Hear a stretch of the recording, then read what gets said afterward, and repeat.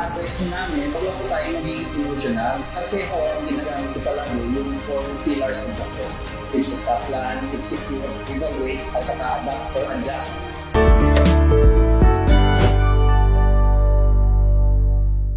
Hello po, ako po pala si Jerky Masasara. Isa po akong licensed electronics and communications engineer. So nag-work po ako dati sa Cebu as engineer at na-involve po ako sa isang networking company for 7 years bago na-involve sa Japan. At ito naman po ang aking wife.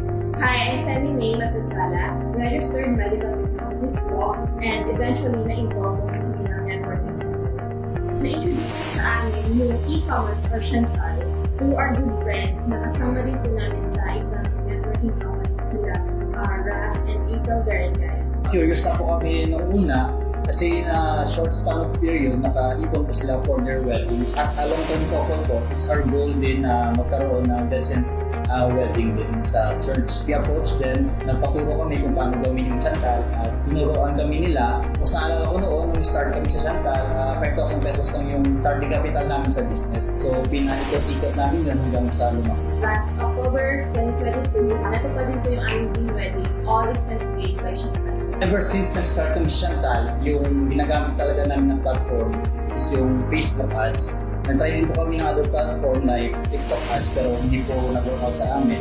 So, ang ma-share ko nga po na hidden gems sa nag-e-commerce din ay workout po natin yung ibang apps ng Meta like Business Suite kasi napakagandang apps po yun para sa e-commerce. At saka yung other features ng Facebook pages like FAQ na automatic reply. Kasi kagandaan doon, kahit natutulog ka pero nagra-run yung ads mo, pero yung client mo nag-inquire at saan nagtatanong mo paano mag-send ng details kasi order sila. Kahit tulog ka, send sila ng details at saka pag-gising mo, i-encode mo na lang. So yun yung kagandaan sa e-commerce kasi kahit tulog ka, minsan kumikita ka. Para tumagal po sa e-commerce o sa Chantal, importante po talaga na kumonect tayo sa ating clients or customers. In our case, inaalam po namin kung ano po yung needs nila. Once na alam na po namin, doon po namin ino-offer kung ano po yung saktong product sa needs nila. After po nila on-order, nagsasend po kami ng personalized thank you scripts and follow-ups. And dahil na rin sa given na rin po, very effective po talaga ang products ng Chantal at magandang buying experience or shopping experience nila sa amin, nagiging loyal customers po sila. At ang kagandahan po doon, dahil po doon sa magandang experience nila sa shop namin, nire-refer po nila yung page namin doon sa mga friends and family members. Kasi yung repeat order po kasi, yun yung kagandahan sa business natin. Kasi kahit wala ka nang binabayarang ads, pero through repeat orders, kumikita ka pa rin dahil sa mga loyal customers. So, ang kagandahan po sa Chantal kasi meron itong NetDev team na kung saan meron po tayong mga weekly trainings na kung saan nag-training yung mga NetDev ng mga bagong trends about sa e-commerce at saka nagbibigay sila ng advice kung ano yung magandang gawin sa panahon ngayon. Ang maganda dito sa Chantal talaga at tinutulungan talaga yung mga operators tulad natin ng mga distributors para kumita. So, gagawin mo lang, mag-attend lang talaga ng mga trainings every week para updated ka sa nangyayari sa Pilipinas at sa ang mga isa sa mga challenging setbacks dito sa e-commerce, yun yung nag-strict yung Facebook sa kanilang ads policy. So, halos every week po, na-restrict yung page namin or na-deactivate yung Facebook ads account namin. Ang effect nun, bumababa yung sales namin. So, ang ginagawa namin, hindi po kami napapadown basta-basta. So, ang ginagawa po namin, gumagawa kami ng solusyon, create kami ng other accounts, mga backup accounts. At saka mabilis kasi kami mag-move on. Baka pag na-restrict yung page, o gawa ulit ng page. Or na-restrict yung ads o ads account, gawa ulit ng ads account. Kapag mabilis kasi mag-move on, parang hindi ka na nagiging emotional. Diba? So, ang kagandahan dito, gawa lang talaga ng solution yung mga problems na encounter dito sa e-commerce kasi meron talaga solution sa mga problem.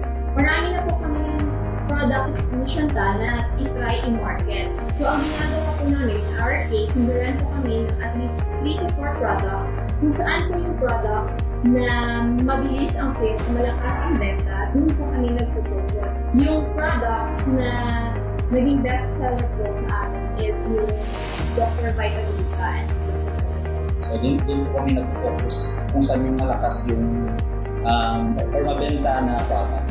So yun po ginagawa. So pera po. Sa totoo lang, honestly po. Kasi yung malaking sales mo kasi, nagbibigay yun ng malaking income. Saka kapag malaking income mo, nakukuha namin yung mga goals namin as a couple. So kapag malaki yung income namin, nakakatulong kami sa aming family. At saka meron po kasi kami mga admins na. Kapag malaki yung sales ng mga admins namin, malaki din sahod nila. So kapag malaki yung sahod nila, nakakatulong din sila sa kanilang mga family. Kasi yung mga admins namin, yung mga breadwinner din sa kanilang family. Maganda sa Chantal, hindi lang kami ang kumikita, pati yung mga admins namin, nabibigyan namin ng trabaho.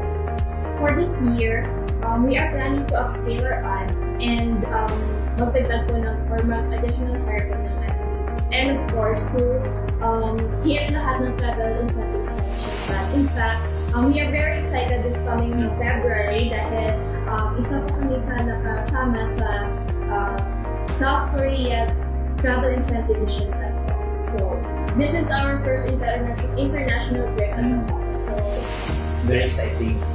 So kaya very thankful po kami sa Chantal, sa kay Chairman Lowell, at sa lahat ng bumubuo ng Chantal. Dahil sa Chantal, unti-unti namin nakukuha yung mga goals namin in life. So, ang ma-advise ko namin, wag lang po tayo maging emotional. Kasi ako, ang ginagamit ko palagi, yung 4 pillars of success, which is plan, execute, evaluate, at saka adapt or adjust. Kung gusto mo mag-start sa Chantal or gusto mo manatili yung Chantal mo na business, una magplano ka. So, para magplano, attend ka ng mga trainings tungkol sa products, tungkol sa Facebook ads, so paano magawin. Pagkatapos, execute. So, gawin mo na. Kasi marami kasing mga magtuturo sa iyo sa Chantal. Merong mga net team na willing magturo sa iyo kung paano gawin, paano i-execute. Pagkatapos, evaluate mo kung nagiging winning ads ba yung ads mo or nalulugi ka. So kapag nalulugi ka, gawin mo yung fourth part, which is adapt or adjust. Adjust ka. So gawa ulit ng bagong banner or hanap pa ibang product na maging effective at magbibigay sa iyo ng winning ads. So ika na sa palagi natin sinasabi, dito sa Chantal, buo na ang pangarap mo, ikaw na lang ako.